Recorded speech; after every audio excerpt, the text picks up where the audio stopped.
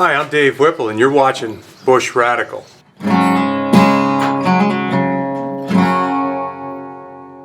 I got a cool weekend project that I'm in the middle of. I've been cutting firewood out in the woods just with the lawn tractor and a little trailer, taking it out load by load. That's nice because you can go anywhere in the woods without having to cut trees to make a path for a bigger tractor. And I kind of got this bug to grab an older garden tractor and maybe do a little resto project, and look what I found.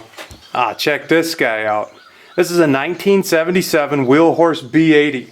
I picked this guy up 3 days ago for a $100 bill. It was sitting underneath an old semi trailer, out of the weather, so it's not too bad. It's totally complete. And I spent most of the day on Saturday wrenching on this tractor, and without shooting 3 hours of boring footage, this is what I did. I installed a new battery, which was about $50. I changed the fuel lines and put in a new filter. Need to put my hose clamps on that filter. I cleaned and drained the gas tank, which is right there. Pumped up all 4 tires, which, believe it or not, are actually holding air. I took the carburetor off of the engine, cleaned all the junk out of the float bowl, made sure all the ports were clean. There's still quite a bit of scale on the float, but it doesn't seem to be affecting it. Changed the fuel line that runs between the fuel pump housing and the carburetor. I changed the engine oil twice. It smelled like an antique shop. Drained all the oil out and it was just funky. Put a fresh quart of 30 weight in it, run it for maybe an hour, and later on I changed it again. So what I still need to do with this tractor is I need to pull off this drive belt cover. I need to change the drive belt because it's pretty much crap. Back in here is the clutch pulley. There's a pulley that just engages the belt, locks everything up, and then runs the back end.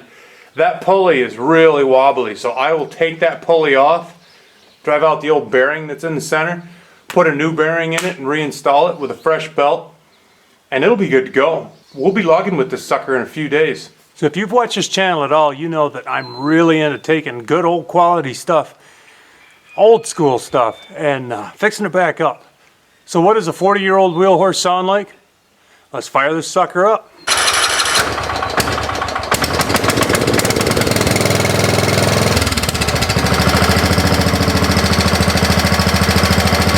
Oh yeah, what do you think of that? A little bit of smoke, a little bit of grease. That's a cool old rig, man. That old Kohler's running like a watch. Looks like it might decide it wants to use a bit of oil, but who cares?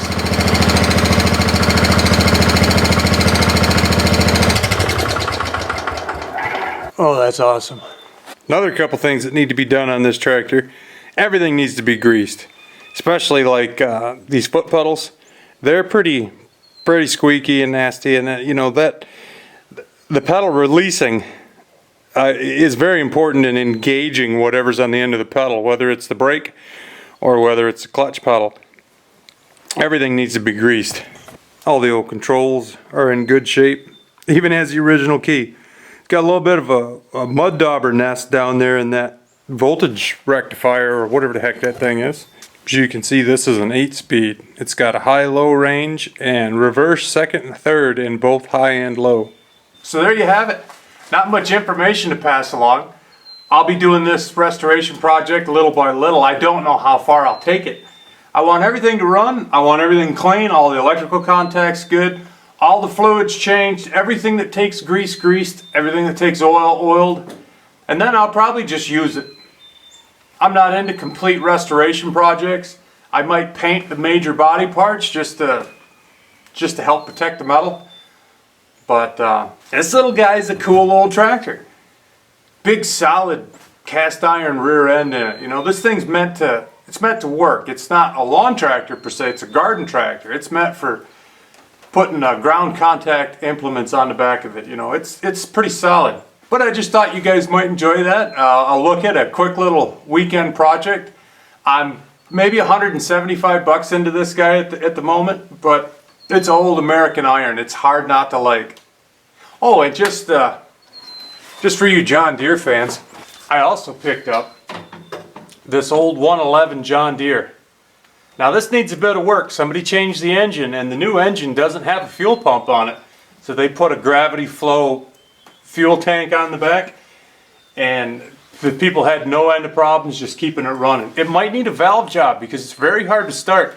I think the valves have too much of a gap and they're not opening far enough, and it just has too much compression. It doesn't really want to turn, but it does start, it does run. But I think it will need a valve job. And I picked this guy up for 50 bucks. 50 bucks! But I'm not keeping this one. This one came with a mower deck, and it's going to my sister, who has been push mowing a 2-acre yard for 20 years, and she needs a lawnmower. So my little brother and I, we're pitching in for all the costs. We'll drop this off at our sister's house and surprise her. Thanks everybody for stopping by and spending a few minutes to watch this video. I don't really have any information to pass along. I usually try to put something in a video that is informative to someone. And today I'm just kind of showing you what my weekend looked like. An old John Deere and an old Wheelhorse.